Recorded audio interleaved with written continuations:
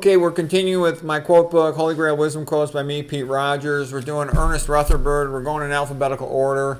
He's a physicist and a chemist from New Zealand of Scottish descent, winner of the Nobel Prize in Chemistry in 1908. He developed the concept of the radioactive half-life, co-discoverer of atomic numbering system, concept of the atomic nucleus. He's been called the father of nuclear physics.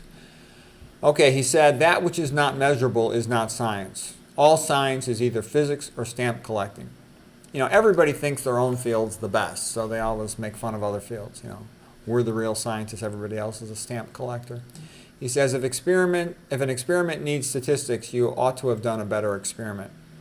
There's also truth in that. Like if you're reading nutrition literature, what matters is who funds the paper. Is it honest or not? He says, we've got no money, so we've got to think.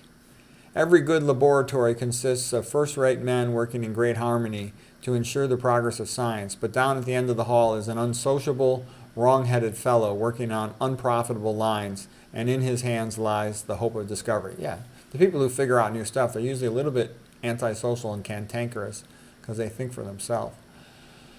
Okay, the next guy we're going to do is Carl Sagan. He lived from 1934 to 1996, and you know, he's a pretty smart guy. He was very popular with a TV show about astronomy when I was a young guy, but you know, he's a jerk. You think about it, who owns the TV channels? The billionaire perverts own the TV. The billionaire perverts hate the pros, so they're never going to put anybody on TV who wants to help the pros. You're always going to get some, you know, backhanded atheist type asshole who's trying to downgrade you, put you down, control your numbers, something like that. So he's an anti-Christian atheist. He's a big, you know, promoter of marijuana. He's a pompous liar.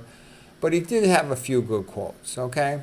So here's his first quote. There are no forbidden questions in science, no matters too sensitive or too delicate to be probed, no sacred truths. A central lesson of science is that to understand complex issues, or even simple ones, we must try to free our minds of dogma and to guarantee the freedom to publish, to contradict, and to experiment. Arguments from authority are unacceptable. Okay. Yeah. As long as they agree with him. But anyways, we'll keep going here a little bit. So at least he's talking about the idea of scientific freedom, even though I don't think he really believes in it. The suppression of uncomfortable ideas is not the path to knowledge, and there's no place for it in the endeavor of science. We do not know beforehand where insights will arise from. Okay. The history of the solar system shows us clearly that accepted and conventional ideas are often wrong, and that fundamental insights can come from the most unexpected sources. If we teach only the findings and products of science, no matter how useful and even inspiring they may be, without communicating its critical method, how can the average person possibly distinguish science from pseudoscience? And the reason why I find all this stuff funny is that on TV, they don't allow real science. In the universities, they don't allow real science, okay?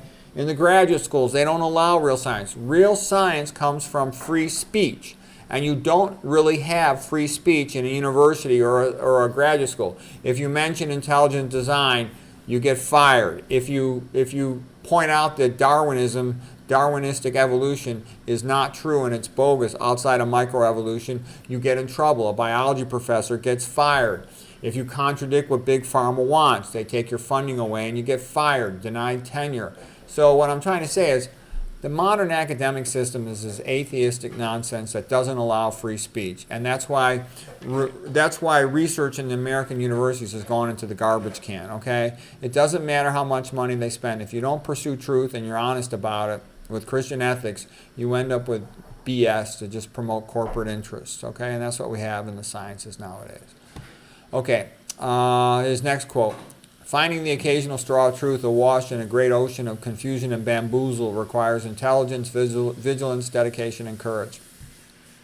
We live in a society exquisitely dependent on science and technology in which hardly anyone knows anything about science and technology. This is a clear prescription for disaster. Yeah, people don't realize it, but very little has been discovered in terms of real science in the last, like 50, 60, 70 years. Most of what you've seen is just an expansion of technology that's being used against the pros. You've seen very little that helps the pros. And, like a typical idiot says, oh, what about all the discoveries and advancements in medical science? Yeah, right. Why is it we still can't even treat the most basic diseases, obesity, hypertension, diabetes and coronary artery disease. It's because the real science, which comes from nutrition and toxicology, is not allowed in the university and the medical system, okay? There's reality for you. Why? Because the corporations don't want it. Why? Because it doesn't help their profits, okay? That's the reality. We have got this corporate-driven atheistic science that only cares about profits, and it's a big joke in terms of helping the pros, okay?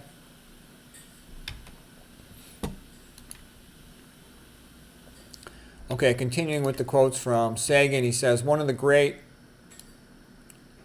commandments of science is mistrust arguments from authority. Scientists, being primates and thus given to dominance hierarchies, of course do not always follow this commandment. Yeah, but what are you told? You must obey the authority.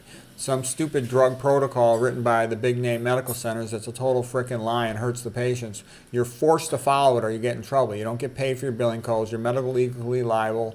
And then in the future, AI is going to enforce that you follow it or you'll get fired, okay? So you don't really get to do what you want. Doctors don't really get to do what they want. They have to follow the standard protocols and generate billing codes, okay? If we are not able to ask skeptical questions, to interrogate those who tell us that something is true, to be skeptical of those in authority, then we are up for grabs for the next charlatan who comes rambling along. Yes. The method of science, as stodgy and grumpy as it may seem, is far more important than the findings of science. Question and quest are cognates. Only through inquiry can we discover the truth. That sounds like Abelard Aristotelianism. To read is to voyage through time. Books are like seeds. They can lie dormant for centuries and then flower in the most unpromising soil. To have to know the past. You have to know the past to understand the present. That's true. You got to read the history of your field in order to make sense of it. Every kid starts out as a natural-born scientist, and then we beat it out of them. A few trickle through the system with their wonder and enthusiasm for science intact.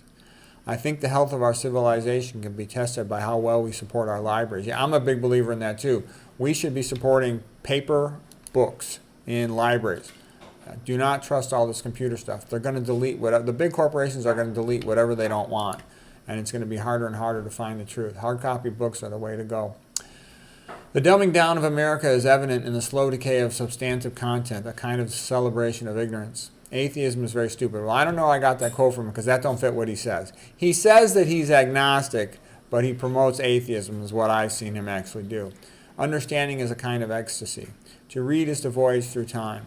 One of the greatest gifts adults can give to their offspring in society is to read to children. The dumbing down of America is, okay, we already went through that one. Okay, no, those are copy quotes. I got to delete those extra copies. Okay, understanding, all right, one of the greatest, all right, we already did that. So here's his last quote. A book is made from a tree. It is an assemblage of flat, flexible parts, still called leaves, imprinted with dark pigmented squiggles. One glance at a book and you may hear the voice of another person, perhaps someone dead for thousands of years. Across the millennia, the author is speaking, clearly and silently, inside your head, directly to you. Writing is perhaps the greatest of human inventions, binding people together, citizens of distant epochs who never knew one another. Books break the shackles of time. This is proof that humans can work magic. Okay, so that's a nice quote. So anyways, that was Carl Sagan. Before that, Ernest Rutherford. I hope you found that helpful.